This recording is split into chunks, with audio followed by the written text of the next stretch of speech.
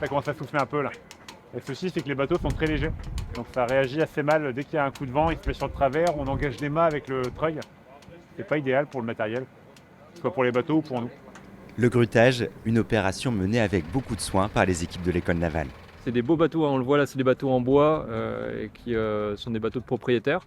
Et à côté de ça, donc on a la série majeure ici qu'on aura sur le Roi, ce sont les J80. J80 qu'on a déjà à l'école navale. On en a déjà beaucoup au mouillage. Et là, l'objectif, c'est effectivement de les mettre au ponton. On va les mettre à couple ou en triple. Une quarantaine de J80 se préparent au Grand Prix. C'est le rituel d'arrivée, hein, de préparer tout ce qu'il faut, faire les bons réglages. C'est l'occasion de se mettre aussi dans la compétition, quoi, dans l'état d'esprit. L'école navale est un établissement public, mais sa particularité, c'est aussi d'être un site militaire.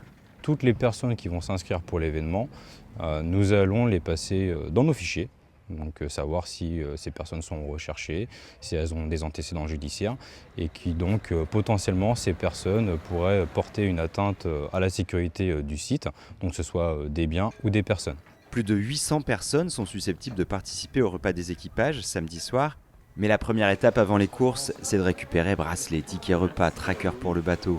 Et il y a également la pesée qu'on fait pour savoir s'ils sont dans les clous. C'est 350 kg par navire maximum. Un accueil technique, mais toujours chaleureux.